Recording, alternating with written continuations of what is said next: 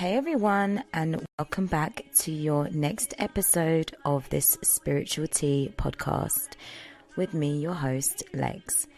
This podcast is all about astrology, how it enriches our lives, and how we can use it and understand it within our lives. This episode 4, is all about the new moon in Gemini, happening on the 29th of May, 2022. The sign is Gemini. The house it rules is the third house in the astrological house system. The third house in the house system rules communication. It rules siblings, neighborhoods, thoughts and communications mainly, and it even rules technology. Gemini is associated with communication, as I said, and so therefore the word for Gemini is I think. Gemini also rules the hands, arms, and the lungs. The new moon is a representation of rejuvenation and manifestation on a whole. That's how we can use our new moon and our that time of manifestation to think about what we want to bring about into our lifetimes in real time. So the focus of this new moon is going to be you are limitless. So Gemini is a mutable sign.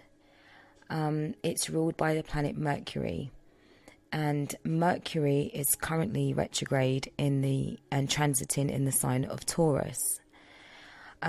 Ultimately, when a planet goes retrograde, it's like we're being asked to reflect and review our movements forward. So it's an amplified version. It's like where we have to stop and retract back over what we're thinking about doing going forwards. There may be some communications we need to tie up. There may be issues, things that need to be said or put into place, acted upon, in order to, get the right, correct outcome that we're seeking for ourselves in our lives. Gemini is always here to inspire us and give us the mental energy to move forward, as I said, i.e. thinking logically and being able to just make firm decisions. Unlike, for example, it's one of its sister signs, sister air signs, Libra, who often struggles in decisive decision making. Gemini doesn't have that problem. The reason why Libra struggles in decisive decision making is because they're always trying to do what's right, and Gemini will always try to do what's logically best, regardless as to what, they have to think a bit about it in a logical way. So that's the energy that we are going to be residing in for the next 2 weeks. This particular new moon is asking us to try on a different perspective, and that's why I've labeled the focus you are limitless. The reason is because by breaking the mold of our regular manifestations, and the limits that we put on ourselves. So, for example, if you are, not a complete new person to manifestations and, new moons, full moons, waxing moons, waning crescents, what have you, you'll be maybe someone who does do written affirmation work already. And it's almost like this particular new moon is saying, okay, don't write what you normally write. Try and push yourself, reach outside of that, break into a higher, more, even in a sense, something that you may feel is unachievable at this time. That's what you need to be pushing towards, because until we stop limiting ourselves, we will always manifest the medium level, when we've got so much more capability and capacity, and with all of the energy that we sort of take in into our bodies. We have electromagnetic field all around us, and we're constantly taking in energy, and five dimensional downloads. We call it intuition, but realistically, that's what it is. It's other things coming into our energies in order to expand our minds. And so it's like I was talking to my friend the other day, for example, about money, and I said to her, well, I'm a type of person where I don't really watch money like that. I'll stress every now and again, but for the most part, I just always know I'm going to be okay. But in the same breath, how is that helping me in my future? How is that allowing me to achieve and get through, even, for example, these price increases that we're all experiencing, utility, petrol, things like this. So how am I supposed to get through these changes and the ever-changing changes that we are going to come up against if I'm only ever allowing myself to manifest at a level of yesterday? Because yesterday's level is no longer going to achieve what I need tomorrow. You see it? So that's what I mean by breaking through the limitations that we set on ourselves, because ultimately, when we think of karma and financial burdens, a lot of people don't realize we create a lot of financial karma, and we've come in with a lot of it. And it's for us to, for example, if you've woken up, if you've grown up without much, you'll be a person who's either goes completely the opposite direction and just absolutely crazy and manifests a ridiculously lavish lifestyle for themselves, because they just never ever give up believing and knowing and believing that they can be way far exceed anything they've ever seen. Or you'll get the regular person like myself, like whoever, who will just carry on with that belief system that that's all you're really worth. It's okay to go without this, and yeah, it's fine to go without that, and yeah, I can manage on a budget, but why do I need to? And that's the questions that I had to stop and ask myself. And these are the questions that we're being asked to stop and ask ourselves. Why are we just okay with what we've got? So I think that, take the time if you're dedicated to your self-growth and your future, and, the type of lifestyle that you want to live for yourself, your children, perhaps, or your partner, or what have you.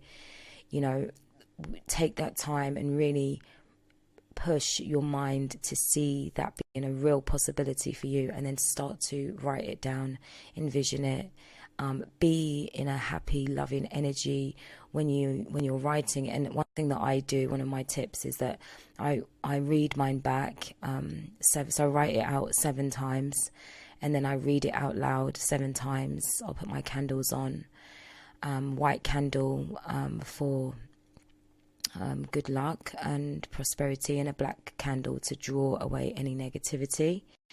And I will read it out loud 7 times, and then I'll burn it and give it to the earth. And then that's me done. I just carry on, and I then have to put the action and practice behind what it is I'm asking for, because it's one thing to ask for it, but we don't just sit there and wait. We have to then action it. What needs to change? Do I need to work more hours? Do I need to work smarter or harder? These are the questions that we have to ask ourselves. Where are we willing to sacrifice, and where are we not? And hopefully those are the hard questions.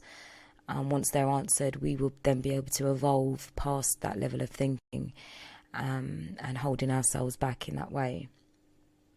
Okay, so some of the negative side effects from this new moon could be feelings of anxiety and nervousness. The Gemini energy can sometimes put us in a mental predicament, because it's a lot of, like I said, thoughts and thinking and overthinking. And the negative side of Geminis is that they are definitely head over heart. But to be honest, in order to make a balanced decision, you will need both. So it's absolutely fine to have that logical standpoint, getting things clear in your head how you want them. But it's your heart that's going to push you through, and it's your heart that's going to give you the faith and the will to fight. And that's why you need both. Okay, so where was we? The advice that I have for you over this new moon is to pretty much engage in your communities, engage with your siblings, engage with your neighbors. Think about what they're telling you. Ask about their journeys, ask about their viewpoints, because when we can learn to use our knowledge of others, not for judgment, but as a way to open our mindsets up to different styles and ways of doing things, you never, ever, ever know. You can always find something that's useful to you, or something that you've just never, ever thought of it in that way before. And that's why it's always such a great idea to talk and get to know people's stories, find out how they did it, where they're coming from. And it will definitely help to shape your and my personal views on how we want to move forward and get things done. So yeah, reach out, definitely stay social in this time, use the energies that are, sort of around you. The other planets that are sort of happening in the background of this new moon is the other major transit that's happening is Venus has gone direct into Taurus, and I believe Venus is exalted in Taurus because it's its own sign and planet, which means that you may be feeling one of two ways. So it'll be very, very happy at home, in a very nurturing and a self-fulfilling energy, or you'll feel the complete opposite depending on where you're, what level you're at, and energetically, spiritually, within your lifestyle, all of those things included. So Venus in Taurus can be extremely a valuable transit, because it does also allows us to glorify how we make money, our value system, what the things that we want and why. Basically, it gives us the loving energy behind those things, and it keeps those things highlighted within our soul, so we never lose track of what's important to us. Okay, so for this last part, I've pulled out some cards, as always, and interestingly enough, for the meditation cards, I got a number 31, which was inner listening, and that's a crown chakra card. I got another crown chakra card, number 30, which is stillness, and then I got a water element card, which was number 16, inner sense. So there's two words of inner in these three cards: inner listening, stillness, and inner sense. That is very, very, very powerful crown chakra, throat chakra energy, because it's almost like saying, sit with yourself, really think, listen to yourself, trust what you're hearing, and trust your heart at the end of the day, because the water rules the heart, it rules the emotions.